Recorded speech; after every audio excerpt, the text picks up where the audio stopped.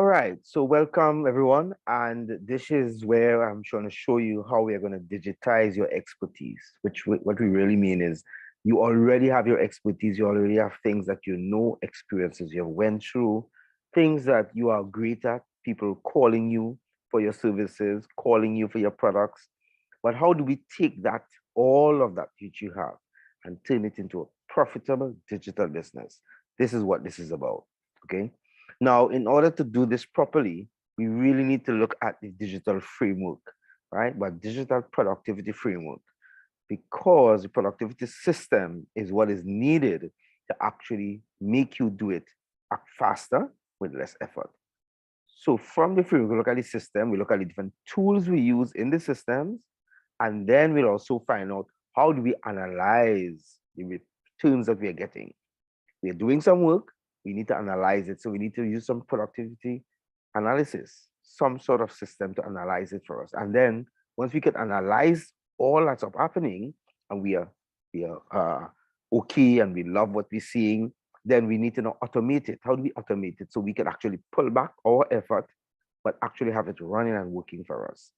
The reason for doing all of this is so that you can actually leverage your effort, leverage your time.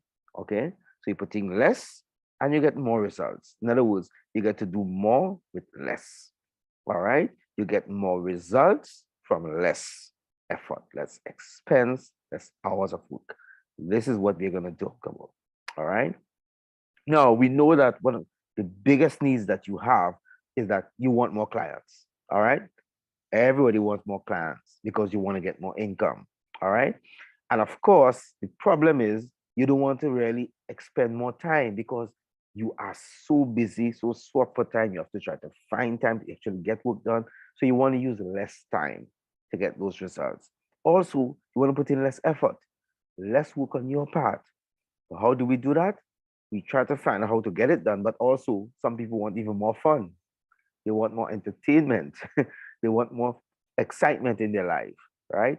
Even while they want to get more results, but use less time. They want to have more time for their family, more recreational time with their loved ones, and so forth. More time to rest and recreate. Okay. Now, in all of this, the biggest limitations we have are how we think and the environment in which we operate, or perspective of where we are. And one of those big things is trying to grapple with between the working hard and the working smart. I mean, this working smart phrase has been coined a long time ago in the early 20s. And I remember starting this program on showing people how to work smart. The challenge is that a lot of people are addicted to their work, to their struggle, to their effort. So what happened is that to change that, sometimes it's very challenging because you really want to put in the hours. So you want to say, I worked 5 hours extra, or I put in 16 hours today or 20 hours today. People like to boast about that. But what about boasting about the fact that instead of working 8 hours, I was able to work 3 hours and I was able to get 16 hours work done or 12 hours work done with just 3 hours? How about that? That transfer of mentality and of actual emotional attachment to your work is really needed for you to move from working hard to working smart. Also, we want people to be able to move from a consumer mentality to a producer mentality. You know that most people, especially in the Caribbean, have no problem purchasing something online. So they could consume, purchase. But you know what? If you ask them, would you like to produce something to sell online? Ooh, you hear a lot of noise, chaos, delays. And why is that? Why is it so difficult for them to see the benefit of being a producer over a consumer? Now, they think about it logically, they agree. But to make the decision to actually step out and say, I'm tired consuming, I'm start spending, it's time for me to be making some money online. It's time for me to be creating something. It becomes very challenging for them. So that transfer of operation is needed from consumer to producer. Also, one of the challenges that a lot of people in the Caribbean look at the Caribbean market, they limit themselves to the people in the island, or they limit themselves to the people in other islands in the Caribbean, not realizing that the whole globe is at the fingertips. They can actually be producing or creating products and services for people around the world in other countries. We want to get rid of that limitation. Okay.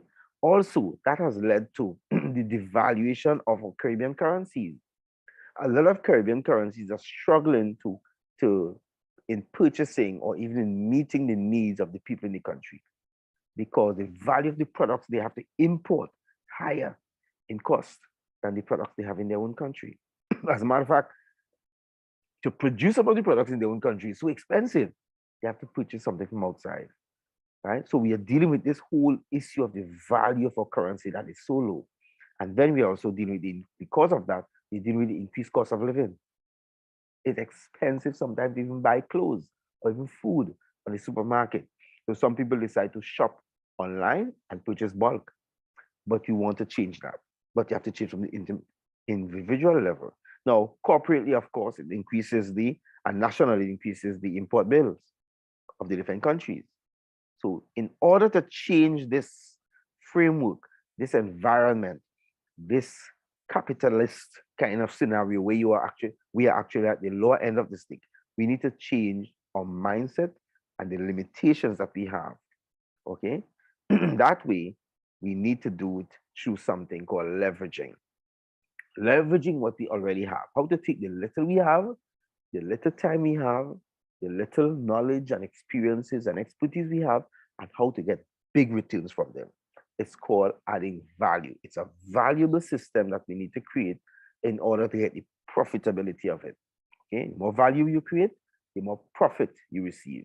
Okay, not the longer you work or the harder you work, but the more value you create. And we're going to show you how to do that. Now we're going to use something called digital um, the digital productivity framework. And that starts with looking at people first. Because people are more important than the products and the services you have. People are more important than the experiences and the expertise that you have. As good as they are, the most important asset is the people that you serve.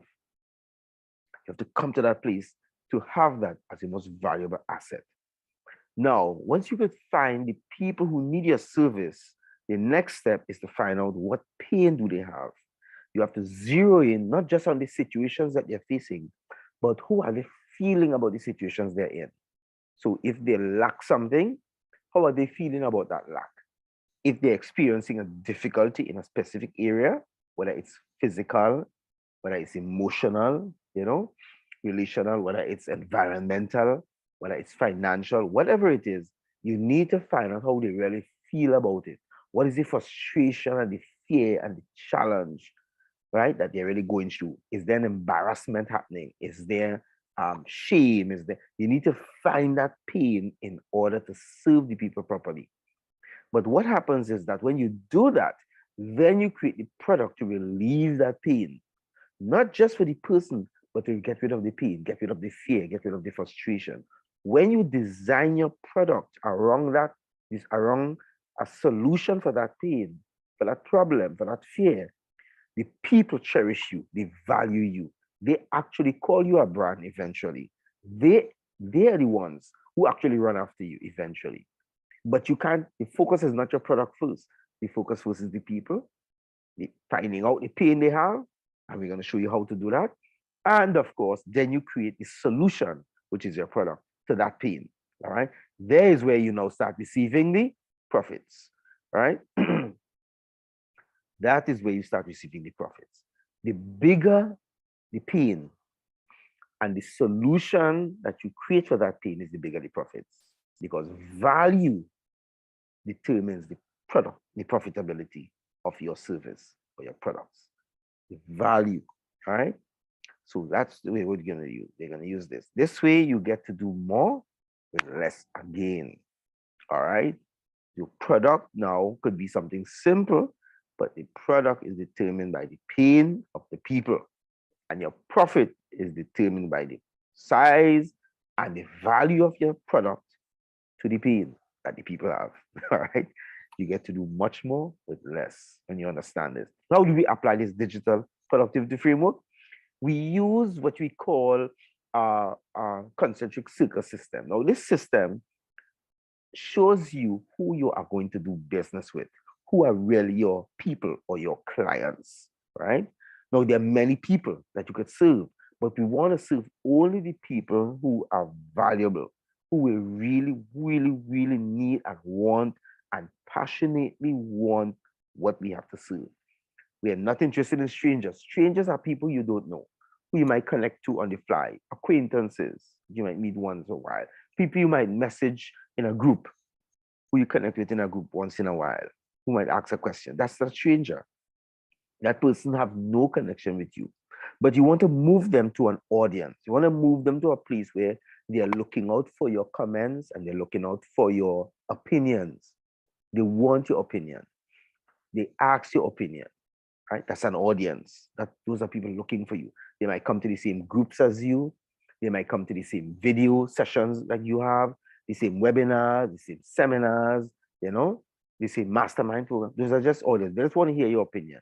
But then they're still not your clients. You want to move them into what they call a community. The community now are people who actually trust you now. They trust you and they build a relationship with you. They depend on you, not just for your opinion generally, but they want your specific advice in order to make decisions. So your advice is not one of the others. Your advice is crucial for them making decisions. That's your community. They're the ones to engage with you sometimes daily to get your opinion, to get your take. And not only that, they're looking out for what you have to add, additional information you want to put to them. They enjoy learning from you. They enjoy hearing from you. They enjoy listening to you. All right. And they enjoy collaborating with you. That's your community. But you know want to do business with your community. And then you move your community to become clients.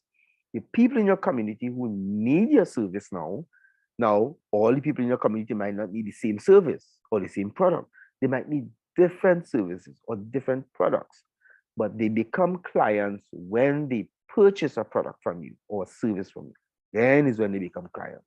So these are the people you do business with and move them into clients. And then clients eventually become your promoters, the people who call you a brand, the people who talk about you and share about you. That's your clients. All right. That's how we apply the framework. Now, we also want to what you call deal with the digital productivity systems. Now, the systems include tools and products. So, for example, in the framework, we will have the people and the products. What are some of the products? Ebooks. So you could take your expertise and turn it into an ebook. You could turn your expertise or experience and turn it into online course or e-course. You could take it and turn it into a live coaching system. You could also turn it into a workshop, right? You could also turn it into a mastermind as you're collaborating with others, like your peers.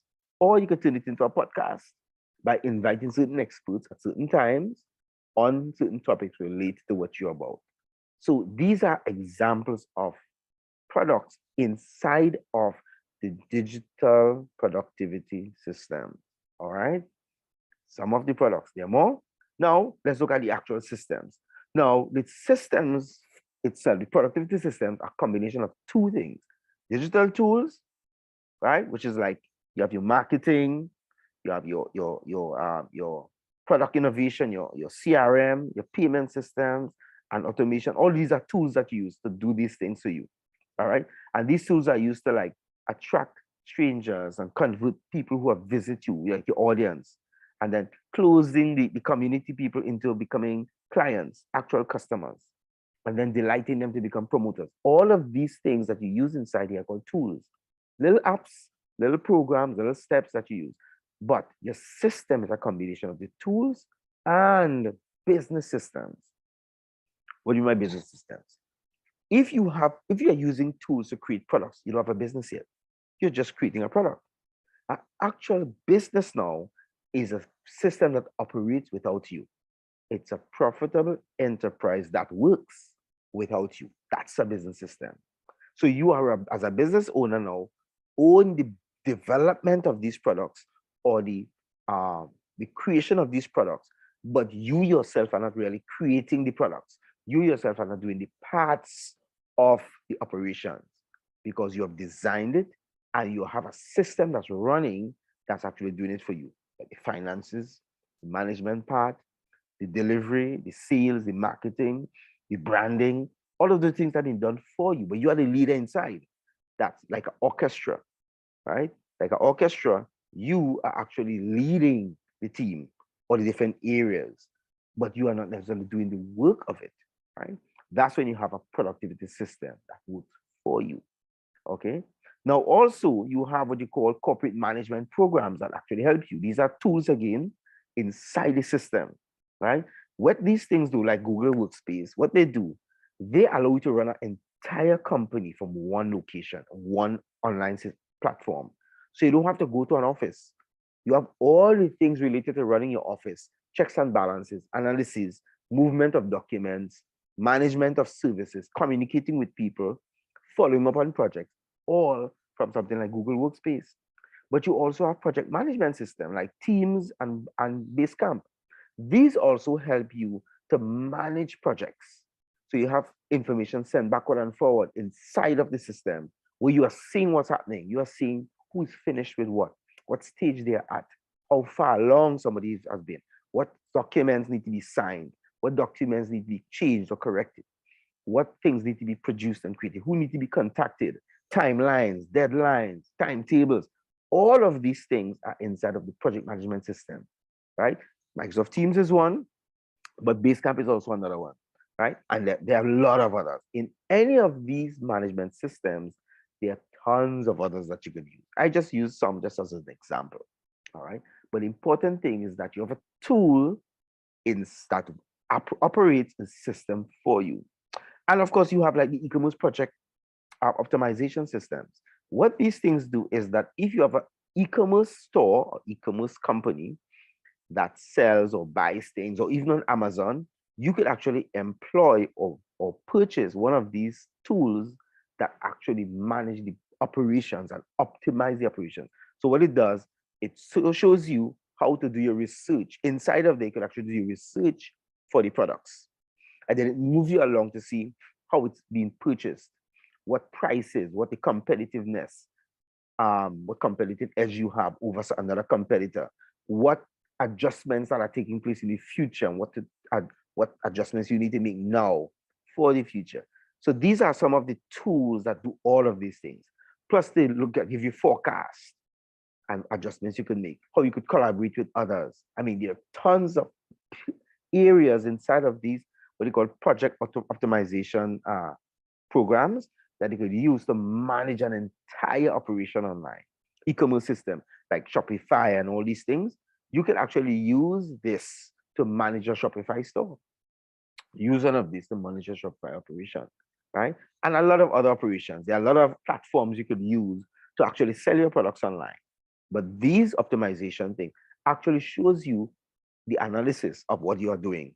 If it's right, if it's wrong, if it's getting traction or not, if you need to make adjustments or not, how you're spending your money, are you really profiting or losing, right? What changes are taking place in the market? What are the demands? What are the supply, right?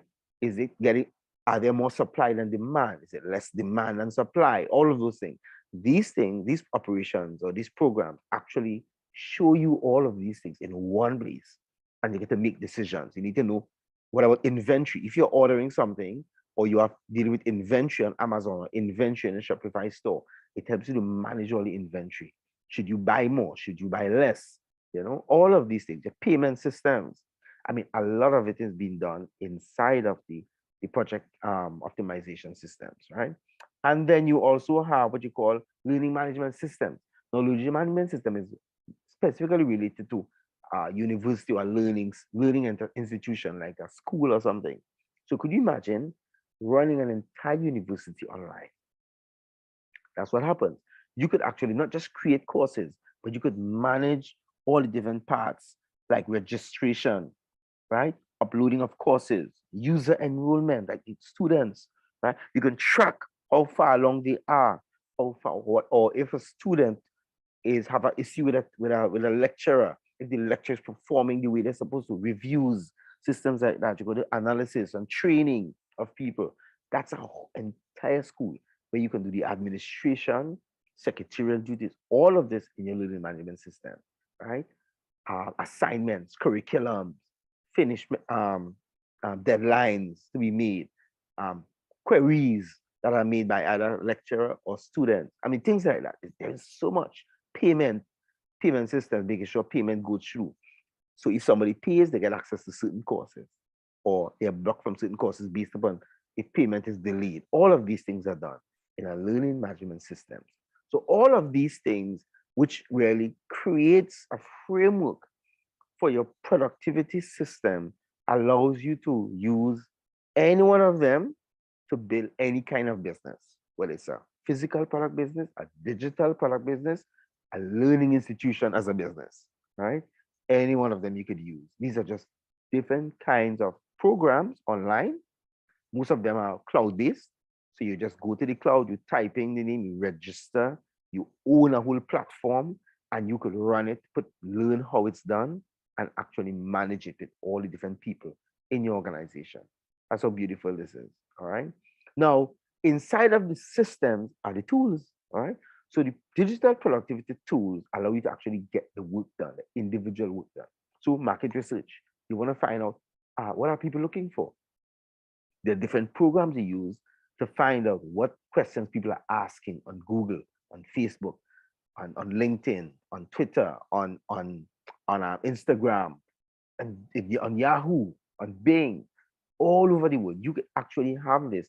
These tools go through the internet and find questions related to your framework, to your phrase or your content or your expertise or your experience that you want to serve others.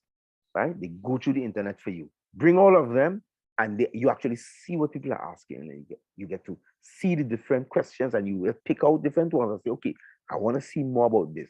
How many people are asking for this? What's the profitability of this question or this particular target group? That's what market research tools do for you. All right. But then after you do that, now you need to market to them. You need to do what you call direct response marketing, right? Using things like funnels, or you could use what you call the flywheel, which is actually more beneficial these days, to market to these people to test to find out, are they really interested in a solution? Do they have a real pain, a real frustration, or they're just asking the question just for browsing sake? They're not really serious. These things allow you to see what is profitable and what is not, what you should really focus on or not. Now, could you imagine this? You are targeting an audience before you even create a product. That's what's the beauty about digital productivity systems. You can target an audience even before you create a product. That's what's nice. You don't have to create the product first. So you actually waste less time, you actually use less time, and you actually get more done. All right. So instead of wasting time, create a product, and then you have to force yourself to try to market it and try to get people to buy it. No, you actually research and find out what do they really want as you go through these steps of market research and marketing to get the responses. As a matter of fact, you can actually get people to pay you for a product before you actually create it. That's what's so nice. Before you write a book, you can actually get somebody to start paying you for the book. If you create an online course, you get people to start paying you for the online course. That's what's nice about this. All right. Now you go to the other part. You want to create your product now. Because you've marketed, because you now know who is your target audience, who is your actual ideal client, then you create a specific product for that client. Now you can have other clients in the future, and then you do the same process and create specific product again for that particular audience or that particular community. Sorry. That community who becomes client now start consuming another product of yours. So you could have several products serving different clients. All right. And then, of course, because you're buying the products, you must have payment systems. Of course, you have the international payment system like PayPal, and there are tons of payment gateway systems, tons. All right. Of course, I always like to look at the Caribbean one we have, which is WePay, which you can use to help people pay. Or you can do what you call bank transfer. You can set up a bank transfer system on your computer online, right? Now, in all of this, you have no website yet. You're still in the beginning stage using the tools, right? So I know a lot of people asking for website, but that's important, but it comes at a particular time. It's not necessarily a have to as yet. All right. You can do it, but it's not have to. All right. But the most important thing is the people. Remember, we said the people and the painful before the product. So the website is part of the product. Okay. Now, let's go on. Now, as we start getting customers, we want to manage our relationship with them. That's where the CRM comes in, right? The customer relations management system allows us to have automated emails going to them every week, giving them tips, encouraging them, inviting them to the meetings and the different seminars, right? Different things that you have, the training that you have, or inviting them to purchase more product, more services, giving them promotions, which this is being sent to them automatically as groups. In this CRM, you can also segment who you want to receive what information. So all the information don't have to go to everybody. Some people might want a physical product that you make. Some people might only interested in the ebook that you make. Some people might only interested in the course on a particular topic that you developed. So you can actually separate what information different people get, right? And of course, as you keep doing this, you get them to go back to the market research. You start finding out more about the people that you have as clients. The clients, the more you find out about them and their needs through market research, again, you get to find out more pains that you have, more challenges that they have, and you start marketing to them again for another product, and the cycle continues. This is in using the digital productivity tools inside of the digital productivity systems. All right. Each of these tools, or set category of tools, I should say, actually work inside of the system. So there are many market research tools. There are many digital marketing tools. There are many digital products. There are many payment systems, and there are many CRM systems or tools, right? Many. We just choose one to work with when we start going through different products or different services. Things that you like, you might even change them. Sometimes we change them. We don't like one this year, next year we change to another one. That happens, that's okay, right? They're just tools. You can always change the tool, all right? Now, this leads you to analysis. The analysis allows you to look at what is happening with your business. So you want to look at the traffic, how much people are really coming to you, whether it's coming to look at your book, look at your course, your website, your programs. You want to see the traffic that's coming. Just looking, but you also want to measure the sales, how much people are actually buying from you compared to how much people are actually visiting. And you can actually change that ratio by increasing what they call the conversion, right? But if you don't have no analytics, you wouldn't know how much, you wouldn't know the difference, and you wouldn't know how to improve the conversion. All right. So these analytics program allow you to actually improve your conversion rate. All right. So you get more results from less, as we say, right? But also, since you're doing that, you of course want to monitor and analyze your cash flow. Okay. Am I spending more? Am I receiving more? Am I really profiting? You know? And of course, your client satisfaction. You want to see how satisfied are your clients. Are there complaints when you're getting reviews, when you're getting concerns? Are you a 4-star or 3-star? How valuable are you in their mind? Would they buy from you again? You want to know how satisfied they are. Would they recommend you or refer you to others? You want to know those things. So the analytics system allows you to get this feedback, because you need to get feedback to grow your audience, to improve your services, get better opportunity. And then, of course, brand recognition. As your clients become satisfied with you, they make you a brand. Then you deal with branding. One of the challenges that a lot of people look at big companies that are already brand names and try to create a brand from scratch. Now, it can be done, but it's very difficult and very expensive.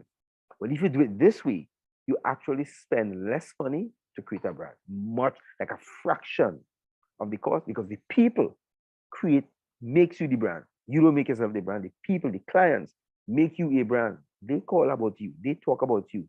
They brag about you, and they make you a brand. So you actually become a brand by spending less, right? By investing less, all right? Now, this growth trend from traffic to brand recognition can take place between few months to a few years. It depends on how fast you implement each stage of the productivity system, how fast you implement it. It's all there online. You can create, or you can from scratch, or you can implement from tools that are already available, systems that are already available. The speed is dependent on you. But what is nice is that you can actually go to the level of automating it, which is you have your tools inside the systems, and then what you do is that you now have staff, freelancers that you pay a little change to to use the different tools inside the systems to report to you. All this reporting comes to you, and you are able to see how the business is running. So you create what you call a productivity system. All right. This is what we talk about when we talk about digitizing your expertise. So you have an automated system that's running for you even while you're sleeping, even while you're on vacation, even while you're with your family, right? You have a system that's running from you. All you do is in the morning or whatever you want, you look at your reporting system, which could be one page or half a page, and you see cash flow, client satisfaction, traffic, conversion, sales conversion. You can actually just see those things. So you can see what's happening in your business from one sheet, from half a sheet, from one page. That's what's nice about this, digitizing it so that you can do more with less. All right. So let's digitize what you have and turn your expertise into a profitable digital business. So you can relax on the beach and still have business running. All right. And therefore, if you do this, you will actually have more time on your hands to do whatever you want to do, even to create another business, create another enterprise, to even start giving your time away free, right? In your community, whatever you want to do with it. So join me in digitizing your expertise and getting more done with less. All right. Thank you.